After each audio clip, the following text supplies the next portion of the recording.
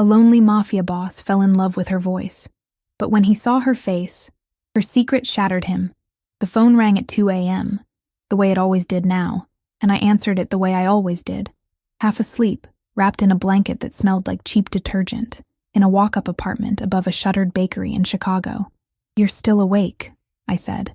I didn't ask who it was. I already knew. "So are you." His voice was low and rough, the kind of voice that had learned to say very little.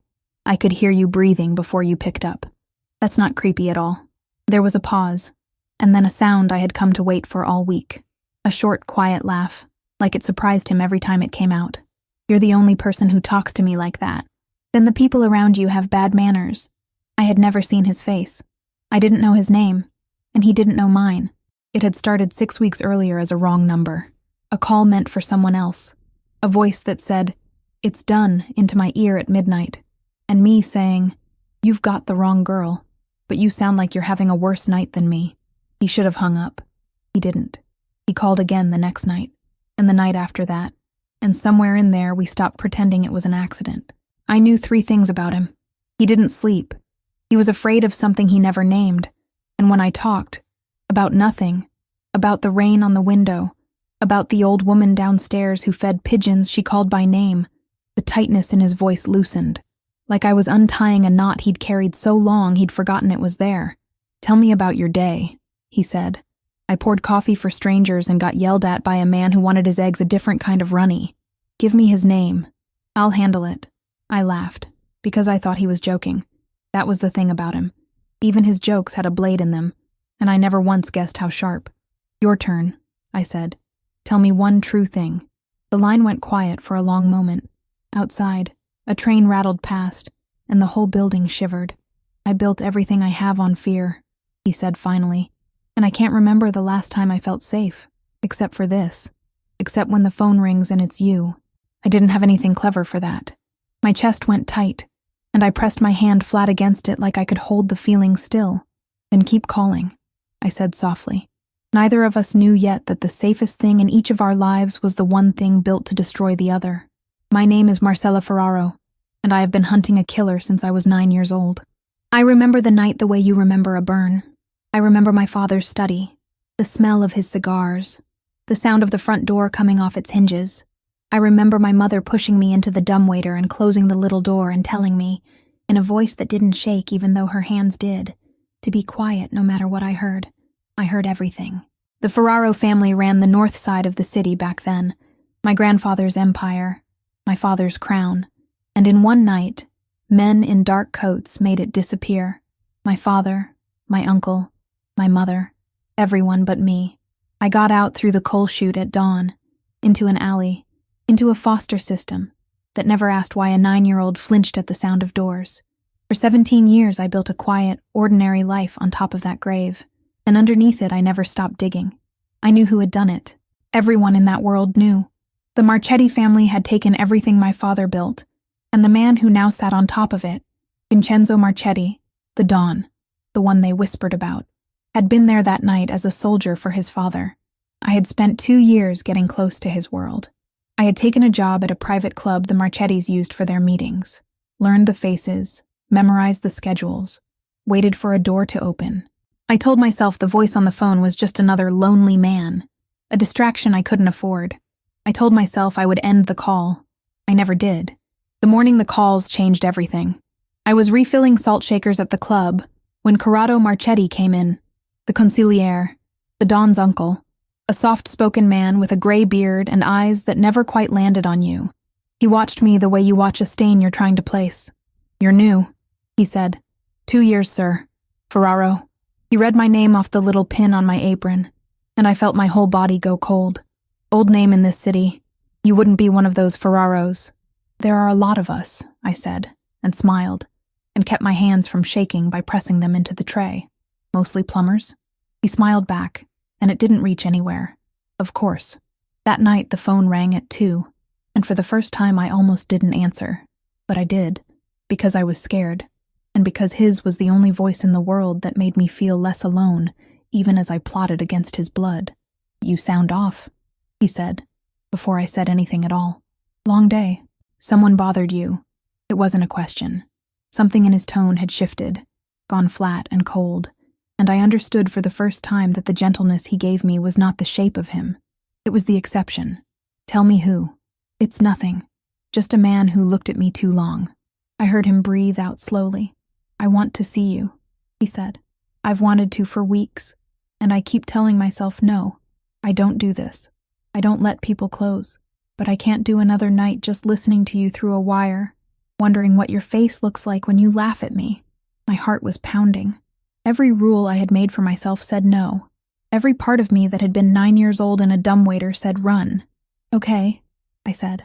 We agreed on a place. A small restaurant on the water, closed to the public. A table by the window on a Thursday night. He said he'd send a car. I said I'd take the train. He laughed and let me win. When I hung up, I sat on the floor of my apartment for a long time, holding the phone against my chest, feeling like a woman standing on a frozen lake, listening to it crack. I wore the only nice dress I owned, dark green, and I told myself I would look at his face and feel nothing, and I would use whatever he gave me. That was the plan. I am very good at plans. The restaurant was empty, except for one table lit gold by a single lamp, and a man standing beside it with his back to the door, looking out at the black water.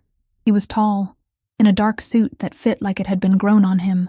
When the door closed behind me, he turned around. I have replayed that second 1,000 times. I saw his face, and my whole plan died in my throat, because I knew him, not from the phone, from before. The soldier in the dark coat. The young man who had stood in the doorway of my father's study while I watched through the slats of the dumbwaiter. The one who had looked, for one impossible second, directly at me, a 9-year-old girl trembling in the dark, and had said nothing, and had turned and walked away and let me live. Vincenzo Marchetti went white. No, he said. Just that. Like a man watching the floor open under him. I couldn't move. The voice that had held me together for 6 weeks was coming out of the face of the man I had sworn to destroy, and both of those things were true at once, and neither of them would let go of me. You're her, he said very quietly. The Ferraro girl. His hand found the back of the chair and gripped it until his knuckles went white. You have your father's eyes. You were there, I said. My voice didn't sound like mine. You watched them kill my family. I didn't. He stopped. I watched him decide not to lie to me, and something in his face broke doing it. I was there. I was 19. I was under orders, and I have spent 17 years trying to forget the sound of that house. You let me go. The words came out of me raw. In the study. You saw me. You let me go. I saw a child, he said, and I couldn't do it. It was the first order I ever disobeyed. I told them the house was empty. I have wondered every day since whether you were alive. I should have hated him. I had built my whole life around hating him. But I was standing in a room with the only person who had ever made me feel safe, and the person most responsible for why I never felt safe, and they were the same man, and I did the only thing my body knew how to do. I turned around and I walked out into the rain. He didn't chase me. That somehow was worse. I didn't go to work for 3 days. I barely ate. The first night I was so sick with it I knelt over the bathroom sink with my whole body shaking, and nothing came up but the truth, over and over. The man I loved, and the man who'd stood in my father's doorway, were one and the same, and I had no idea how to hold both of them in the same chest without splitting apart. I didn't answer the phone at 2 a.m., though it rang every night, right on time. And each time I let it ring, I felt something in me tear a little wider. I would lie there in the dark and count the rings, 8, 9, 10, and press my face into the pillow so I wouldn't reach for it. I sat with the photograph of my parents that I kept hidden inside the lining of my coat, my mother's steady eyes, my father's easy smile, and I tried to remember how to want Vincenzo dead. I said it out loud to the empty room. I made myself picture it. And I couldn't find the door to that room anymore, because the voice I'd want to call afterward, to tell that I was finally free, was his. On the 4th night, someone knocked instead. I knew before I opened it that it would be him. I don't know how. I opened the door on the chain and looked at him through the gap, and he stood in the hallway with rain in his hair and his hands open at his sides, showing me he'd come with nothing. I'm not here to hurt you, he said. I could never. Marcella. My name in his mouth undid something. He'd never known it before. Someone had to have told him. I need you to know 2 things, and then if you want me to go, I'll go, and I'll make sure no one in my family ever knows your name. How did you find me? You told me about the bakery downstairs. 6 weeks of listening. A ghost of that quiet laugh. I know more about you than I know about anyone alive, and I never knew your face. I let him in. I have asked myself why 100 times, and the honest answer is that I was tired of being alone with the dead, and he was the only living person who had ever felt like home. He didn't sit. He stood in the middle of my small, shabby room like it was the most important place he'd ever been. First thing, he said, I didn't order what happened to your family. I know that doesn't undo it. I carried it out, part of it, and I'll carry that until I die. But the order came from inside my own house, and for 17 years I believed it came from my father. It didn't. His jaw worked. It came from Corrado, my uncle. He told my father your family was moving against us, that there was proof, that it was us or them. There was no proof. There was never a war. He wanted the North Side, and he used a lie and a boy with a gun to take it. I found the truth 2 years ago, and I've been quietly taking his power apart ever since. That's the something I was afraid of. He knows I know. He's been waiting for me to make a mistake. I sat down hard on the edge of my bed. Corrado came into the club. He read my name off my apron. He knows who I am. The color went out of Vincenzo's face for the second time. Then he'll use you, he said. He'll use you to break me, and he'll enjoy it. That's the second thing I came to say.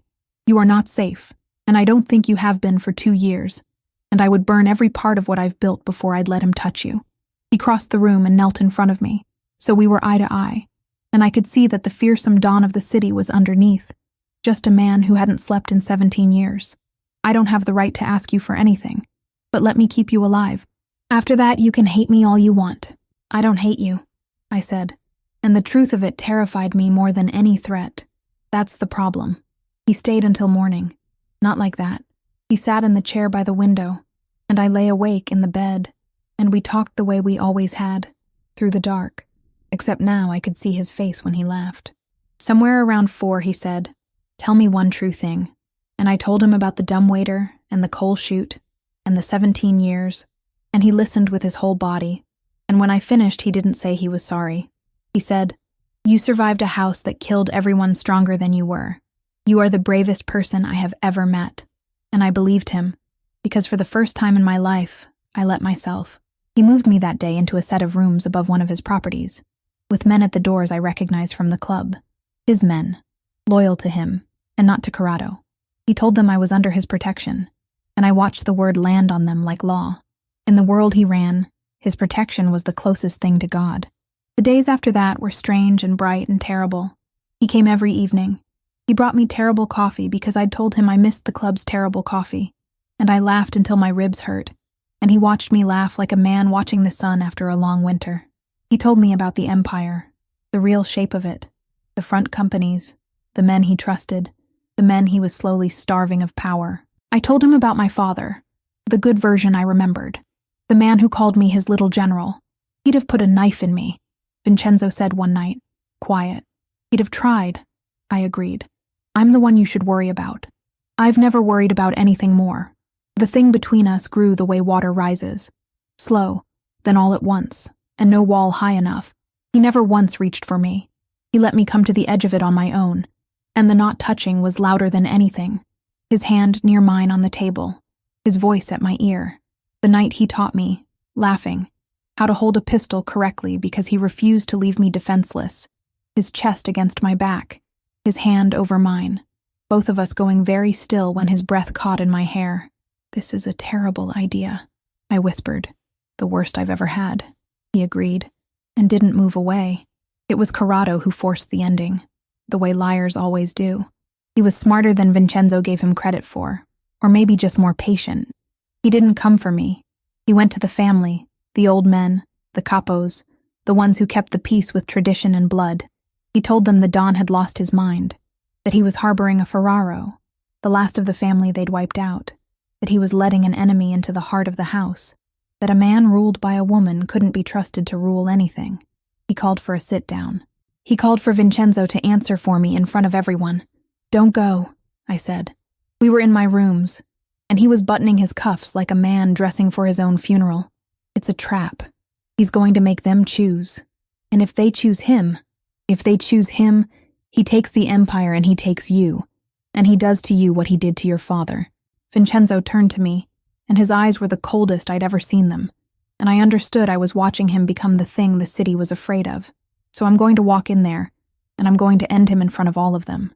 It's the only language they understand. You'll die. Maybe.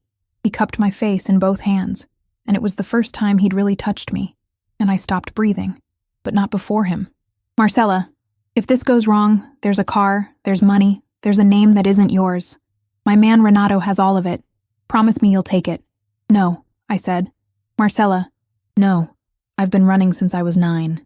I'm done running. I put my hands over his. You told me once you couldn't remember feeling safe except with me. I'm not going to let you walk into that room alone and call it love. If we're doing this, we're doing it together. He looked at me for a long time. And then, instead of arguing, he did the last thing I expected. He leaned his forehead against mine and closed his eyes, and I felt the fear go out of him and something steadier come in. Together, he said. The sit-down was in the club, of all places. The same gold room where I'd poured salt into shakers and hidden my father's name behind a smile. They were all there when we came in. A long table of old men, and at the head of it, Corrado, gray and calm, a glass of wine in front of him, like he was already celebrating. Nephew, he said, you brought her. How sentimental. I brought her because you've been telling a story, Vincenzo said. He didn't raise his voice. He never had to. The room went silent the way it always did, and I stood beside him with my chin up, exactly the way my mother had held her chin in the last minute I ever saw her. You told them she's a threat. You told them I've lost my judgment. You've spent 17 years telling stories, Corrado, and I'd like to tell them one back, about a war that never happened. The old men shifted. Corrado's smile thinned. The Ferraro family never moved against us, Vincenzo said, walking slowly down the length of the table. There was no proof, because there was nothing to prove. My uncle wanted the north side, and he knew my father would only take it for cause, so he manufactured one. He sent 19-year-old me into a house full of people who'd done nothing, and he spent every year since making sure no one asked the question I finally asked 2 years ago. Who benefited? He set a folder on the table in front of the oldest capo, a man named Tommaso, with a face like a closed fist. Bank records, the accounts Corrado opened the month after, the men he paid to keep quiet. 2 of them are willing to talk, because I found them first. Tommaso opened the folder. The room watched him read. It took a long time, and no one breathed, and Corrado's hand tightened on his glass, until I thought it would break. This is fantasy, Corrado said. He's bewitched by a girl who wants us all dead. She's a Ferraro. Her blood is our enemy's blood. Kill her now, and we end it clean. And then he did what men like him always do at the end. He reached inside his coat. I have thought a great deal about what happened next. People will tell you the Don is the most dangerous man in the room, and that's true. But they forget about the girl no one's watching. Corrado's gun came up toward me, because I was the easy target, the point of it all, and Vincenzo was 6 feet away and would not reach him in time. But Vincenzo had spent a week teaching me how to hold a pistol, and I'd been carrying the one he gave me ever since, in the pocket of my coat, my hand already inside it, because I had learned, at 9 years old, to always know where the door was. I shot my family's murderer under a chandelier in a gold room, and my hand did not shake. The sound of it hung in the air. Corrado looked down at himself with an expression of pure surprise, the surprise of a man who'd spent his whole life certain no one would ever catch him, and then he folded slowly to the floor and did not get up. His gun spun away across the marble. I stood there with the pistol still raised, and the whole table of old men looked at me, the last Ferraro, standing in the house that killed her family, having just saved the Don's life. Tommaso closed the folder. He looked at the body, and then at me, and then at Vincenzo. The accounts are real? He asked. Everyone, Vincenzo said. The old man nodded slowly, the way a mountain might nod. Then the dead is his, not hers. He rose, and one by one the others rose with him, and I understood I had just watched a verdict pass. The girl paid it. It's finished. It was finished. 17 years, and it ended in a breath. And the strangest part was how quiet it was afterward.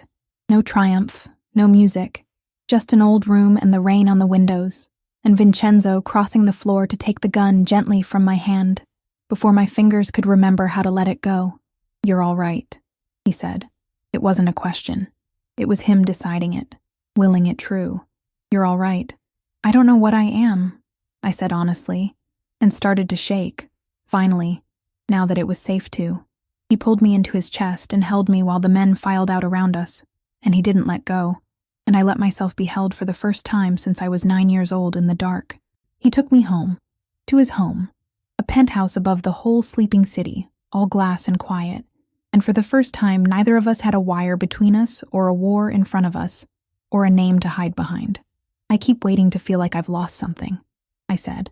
We were standing at the window, the city gold and endless below us. I spent so long hunting him. I thought when it was over I'd feel empty, but I don't. What do you feel? I turned to look at him.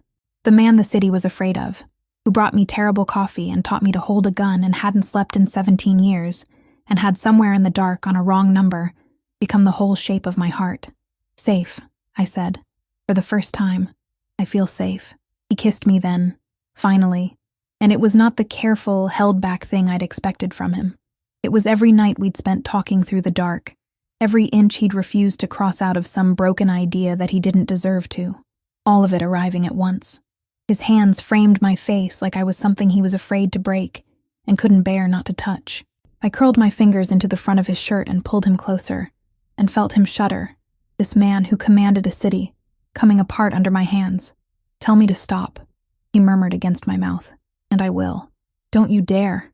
He lifted me like I weighed nothing, and I wrapped myself around him, and the careful distance we'd kept for weeks burned away between one breath and the next. There was the heat of his mouth at my throat, the low sound he made when I said his name, the way his hands mapped me like he was memorizing a language he'd waited his whole life to learn. I had come to him planning to end him, and instead, I gave him the one thing I'd never given anyone, all of me, unguarded, the girl under the armor.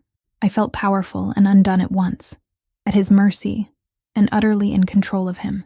And when he whispered against my skin, "You're the only thing I've never wanted to destroy. It's always been you, from the first night you told me I had bad manners," I stopped being afraid of how much I wanted this. Afterward, I lay against his chest, listening to his heart slow, and understood that some things you break in the dark can only be healed there too. He slept that night, all the way through for the first time in 17 years. I know because I stayed awake to watch, the way I'd once stayed awake for danger, except now I was standing guard over something worth keeping.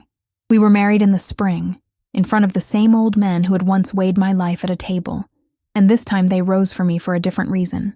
Tommaso walked me down the aisle, muttering that a Ferraro and a Marchetti under one roof was either the end of the city or the saving of it, and he'd lived long enough not to bet against the girl. Vincenzo laughed the quiet laugh, the one that used to surprise him, that didn't surprise either of us anymore. I still keep the photograph of my parents, though it lives on a shelf now instead of inside my coat. Sometimes at night the phone rings late, and it's only ever good news now, but I still feel the old jolt, and Vincenzo still reaches for my hand across the dark before he's fully awake, the way he did when all we had was a wire and 2 voices and a wrong number that turned out to be the most right thing either of us ever did. The city is still dangerous out there beyond the glass. There are still men who fear his name in rooms where the wrong word costs everything. But when the lights go down, and the last call ends, and he pulls me back against his chest, and I feel his heart finally slow into sleep, the silence of that house doesn't frighten me anymore. It's just the sound of the 2 of us, safe at last. And I don't run from it, because I'm already home, and I'm not going anywhere.